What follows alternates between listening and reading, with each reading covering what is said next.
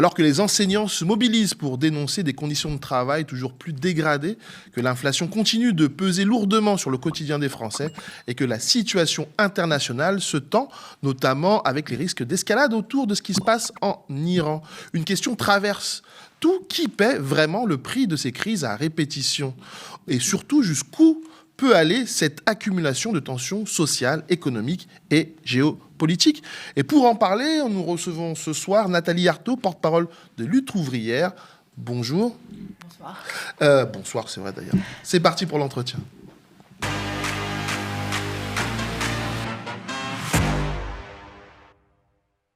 Donc merci d'être avec nous. Je le disais, les enseignants étaient en grève pour dénoncer des suppressions de postes et des conditions de travail dégradées. Pourquoi, vous êtes enseignante également, pourquoi cette colère des enseignants ne retombe pas ou ne retombe même jamais? Des enseignants, des parents d'élèves et j'espère de l'ensemble de la société. J'espère que cette colère, elle va même se lever parce qu'on a quand même un gouvernement qui ne compte pas les milliards quand il s'agit de la guerre. Mais là, voilà, il va faire des millions d'économies sur l'éducation, au prétexte qu'il y a moins d'enfants dans les écoles.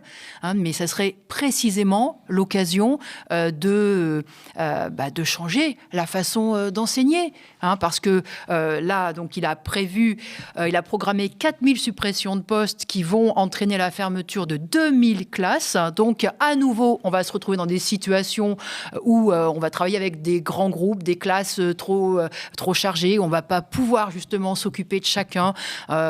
Franchement, c'est écœurant parce que voilà, c'est comme s'il y avait trop de profs, c'est comme s'il y avait trop d'AESH, c'est comme s'il y avait trop d'infirmières, d'encadrants dans l'éducation nationale. Moi, je suis dans un lycée, 2200 élèves, il n'y a plus d'infirmières.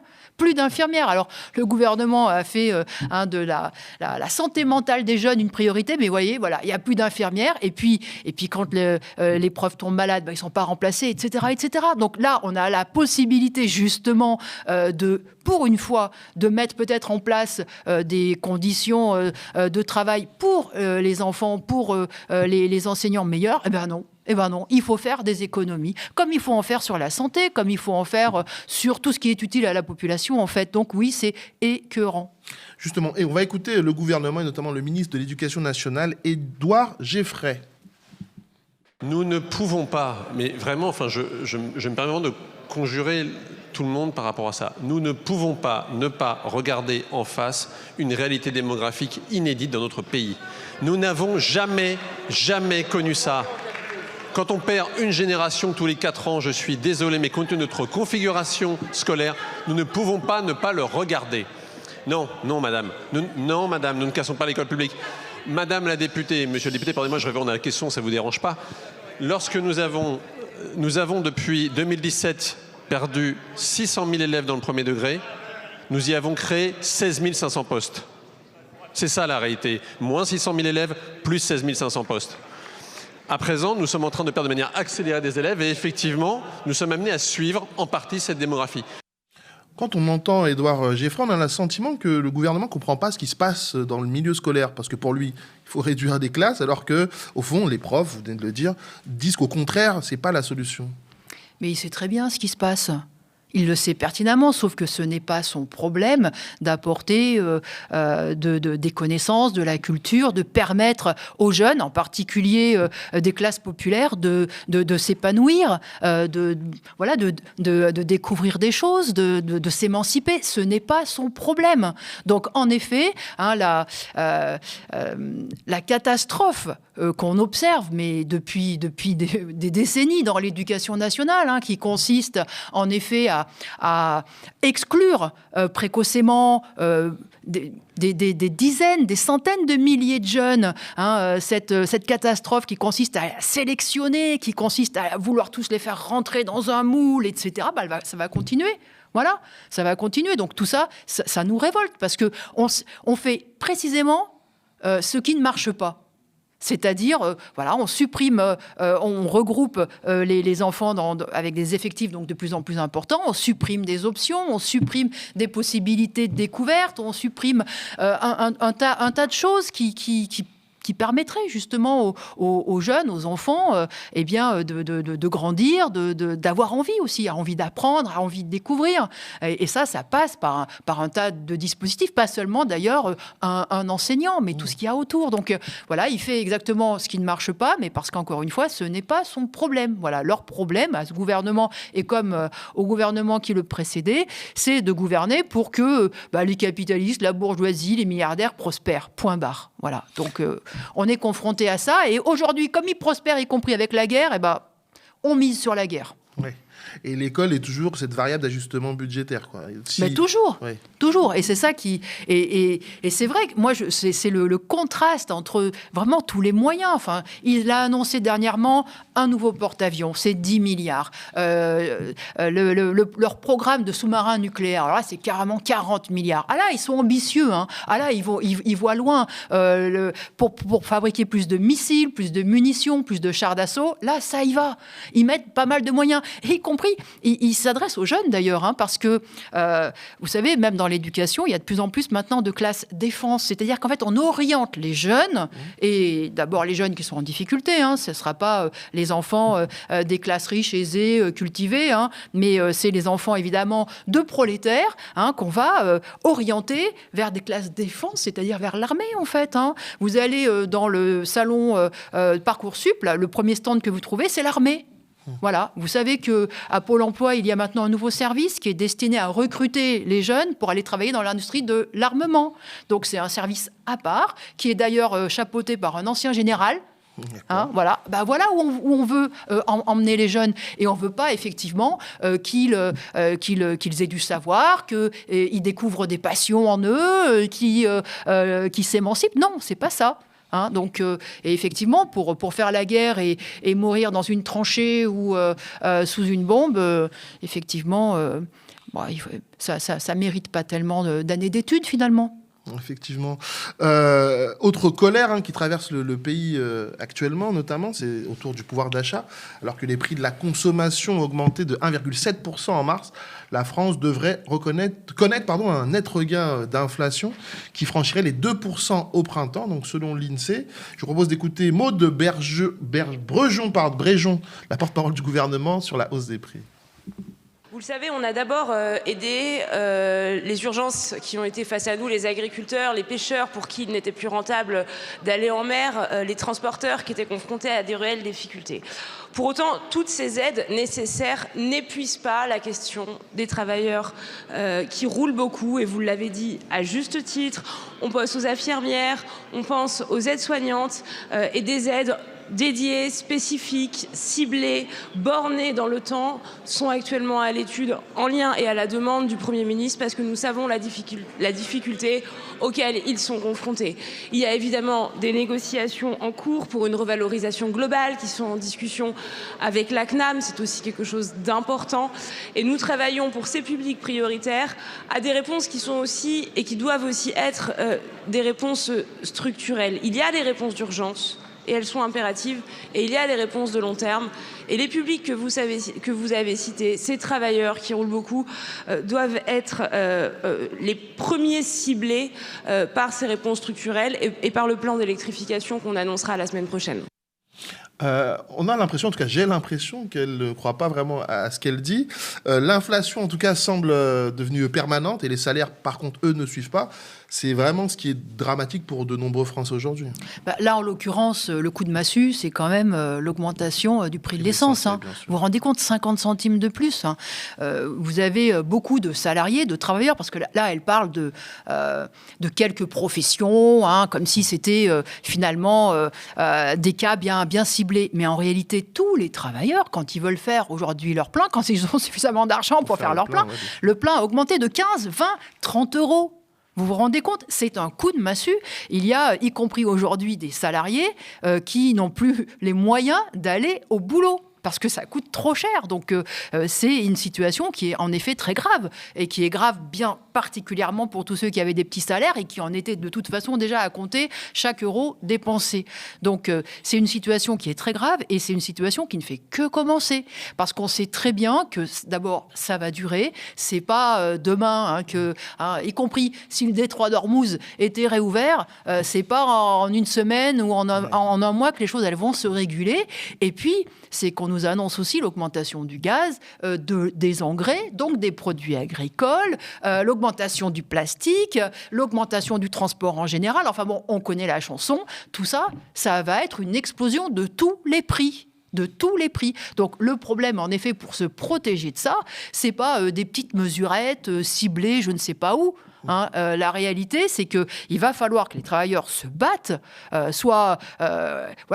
et se disent, mais non, on n'a pas à payer pour ces profiteurs de guerre. Tous ceux qui spéculent aujourd'hui sur la guerre et qui se font des marges inouïes sur la guerre. Donc, il faut effectivement que nous, on sauve notre peau. Et comment on peut sauver notre peau ? C'est avec notre salaire. Parce que c'est ça qui nous permet de vivre. Donc oui, nous disons, il faut absolument s'organiser, il faut se réunir et il faut être à l'offensive. On doit se battre pour que nos salaires y suivent. On peut tous compter combien on a perdu au mois de mars en payant justement l'essence. On peut tous faire le compte. C'est ce qu'il nous faut pour le mois prochain de plus sur notre fiche de paye. Sans ça, si vous voulez, toutes les mesures là qui vont nous sortir, ils vont nous rouler dans la farine. Est-ce que vous croyez justement qu'on peut voir entre guillemets un retour des Gilets jaunes ? On se souvient que quand ça avait explosé il y a maintenant quelques années, c'était justement suite, entre autres, à la hausse du prix du carburant. Est-ce que là, on n'est pas loin de cette explosion-là à nouveau ? Je ne sais pas, mais en tout cas, on a toutes les raisons de ne pas accepter cette situation. Vraiment, on a toutes les raisons. Parce que, encore une fois, on est en train de plonger à nouveau dans une crise. Et on sait comment cela s'est passé, justement, suite à la guerre en Ukraine. C'est le monde du travail qui a payé. Comme il a payé, d'ailleurs, pour le Covid. Il a payé en étant, d'ailleurs, en première ligne, en bossant, mais comme à chaque fois. Comme à chaque fois, c'est les travailleurs qui font le taf. Et puis, ils sont quand même rackettés. Ils continuent d'être exploités, ils continuent d'être virés quand finalement les capitalistes ont d'autres plans que de continuer avec l'entreprise qui la ferme, etc. Donc à un moment donné, il faut dire stop. Et ça doit venir de nous en réalité, parce que ça ne viendra pas d'en haut. Toutes les mesures qu'ils discutent là, pour soi-disant nous protéger, ça nous a protégés de quoi ?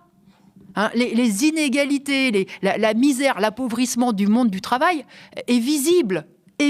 Chacun la mesure. Donc, il faut effectivement qu'on prenne les choses en main, c'est-à-dire qu'on renoue avec les luttes collectives, avec des buts. Et il faut que les travailleurs soient les moteurs de tout ça. Les travailleurs qui, justement, sont indispensables à la société, qui fabriquent tous les profits dont les capitalistes sont dépendants. Donc, c'est cette force-là qu'il faut utiliser, avec le retour des grèves, de l'organisation collective et avec des buts clairs. Et le but clair, pour moi, on doit prendre l'argent là où il est, c'est-à-dire dans les caisses du patronat, dans les profits. On doit faire payer le patronat, le grand patronat, bien sûr, le grand, celui qui prospère, ces milliardaires, etc. Donc, c'est eux qui doivent payer. Et comment on fait pour les faire payer ? Mais c'est un rapport de force. C'est un combat qu'on doit mettre en place. Et encore une fois, on dit, oui, oh là, les prix augmentent, mais c'est pas, c'est pas le Saint-Esprit. Les prix augmentent parce qu'il y a effectivement parce que les industriels, les financiers, ils jouent avec la loi de l'offre et la demande, parce qu'il faut monter les prix. Voilà, il faut monter les prix. Et en même temps qu'ils font monter les prix, ils font monter leurs marges, leurs profits. Là, je lisais un article en venant ici. Total Energy aurait réalisé un super coup spéculatif, puisque en début mars, il a acheté beaucoup de pétrole. Il a multiplié le volume de pétrole acheté et il l'a revendu quasiment 2 fois plus cher. Il aurait fait un coût de $1 milliard. Vous voyez ? Donc voilà, l'argent qu'il y a dans les caisses, effectivement, de cette grande bourgeoisie, de ces grands groupes industriels et financiers, eh bien, c'est cet argent-là qu'on doit aller chercher. On doit aller le chercher, en effet, d'abord en disant, nous, nos salaires, ils doivent suivre. Il est hors de question qu'on soit racketté, en plus d'être exploité au travail, et puis confiscation des bénéfices de tous ces profiteurs de guerre pour répondre à nos besoins. Justement, en parlant de la guerre, la situation internationale se tend, on le sait bien, et on en subit les conséquences actuellement. Est-ce qu'on est dans une situation qui semble incontrôlable, ce qui se passe en Iran, au Liban, notamment cette guerre déclarée illégalement donc, par les États-Unis et Israël? Est-ce que cette situation semble incontrôlable? La guerre est plus que jamais le mode de fonctionnement normal du capitalisme. Voilà, parce qu'en effet, on a en permanence le capitalisme, de toute façon, c'est la guerre pour les marchés, c'est la guerre pour les matières premières, pour les terres rares, pour l'énergie, le pétrole, etc. Maintenant, l'intelligence artificielle. Mais là, il y a une offensive générale de l'impérialisme américain pour rester le maître du monde. Et pour, en effet, éliminer ou en tout cas forcer tous les régimes qui lui résistent à obtempérer, à se mettre à genoux devant eux. Et donc, ce n'est pas que la question de l'Iran. On a vraiment, en effet, aujourd'hui, la première puissance impérialiste mondiale qui est à l'offensive parce qu'elle se sent menacée, elle se sent poussée par la Chine, elle se sent concurrencée sur plein de terrains et donc elle veut mettre toutes les possibilités de son côté pour, en effet, rester le maître du monde. C'est la raison pour laquelle, ils essayent de contenir cette puissance qu'est l'Iran au Moyen-Orient. Et là, ils ont utilisé, une opportunité, j'ai envie de dire, avec la politique israélienne, avec l'affaiblissement de l'Iran suite à tous les événements qui se sont déroulés dans la région. Mais on voit qu'ils veulent le faire en Amérique latine. On voit il a quand même capturé Maduro, qui est en train de croupir dans une geôle new-yorkaise. Il est en train d'affamer Cuba. C'est-à-dire, voilà, tous les régimes qui ne me lèchent pas les bottes, je vais les recadrer. Et je vais utiliser tous les moyens possibles. Alors là, pour Cuba, c'est les priver de pétrole, c'est-à-dire les asphyxier économiquement. Ils n'ont pas besoin ils n'ont pas besoin de balancer des missiles, mais c'est quand même extrêmement violent. Et il y a des morts. Cette politique, elle fait des morts. Et puis ailleurs, quand il en a la possibilité, c'est avec des bombes. Voilà. La France et l'Europe peuvent-elles peser justement dans ce rapport de force face à cet impérialisme américain états-unien? Mais d'abord, la France est elle-même un impérialisme, parce que vous en parlez comme si finalement la France pourrait être le justicier dans cette affaire-là, comme si elle allait apporter d'autres valeurs, la démocratie, la paix, etc. Mais non. Si vous voulez, il y a les plus gros vautours, évidemment, les États-Unis, Israël derrière eux, puis il y a les vautours un peu plus petits, mais la France en fait partie. Et la France est un pays impérialiste qui d'ailleurs a fait le choix, y compris dans la guerre en Iran, de se mettre dans le camp quand même des États-Unis et d'Israël, en nous expliquant qu'en gros ils se défendent, c'est-à-dire ils ont repris les mensonges des États-Unis et de l'État d'Israël, et ils font, ils sont, je tiens à le dire, ils sont impliqués. Et en réalité, ils font la guerre contre l'Iran. Parce que, au prétexte d'aider le Qatar, les Émirats arabes unis, l'Arabie saoudite de défendre leur espace aérien, il y a des Rafales qui décollent, qui tirent des missiles contre des drones iraniens. Donc, en fait, ils sont engagés déjà dans la guerre. Et ils sont engagés, bien sûr, du côté du camp impérialiste, parce qu'ils pensent que c'est de ce côté-là qu'il aura peut-être des miettes, tout simplement. Donc, voilà. Et ce que je pense, c'est que on le voit avec l'Ukraine, on le voit maintenant avec toutes les guerres qui ravagent l'Afrique, on le voit avec tous ces rapports de force en Amérique latine, au Moyen-Orient. En fait, on est engagé dans une troisième guerre mondiale.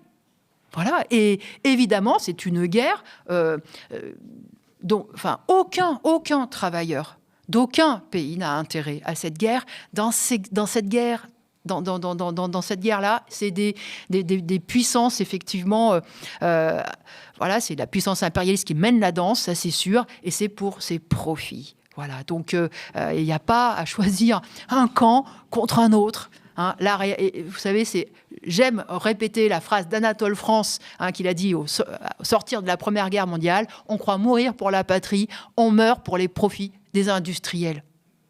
On va terminer justement sur cette phrase d'Anatole France. Merci beaucoup, Nathalie Arthaud, d'avoir été avec nous ce soir et d'avoir fait ce petit tour sur l'actualité. Merci encore une fois. Merci.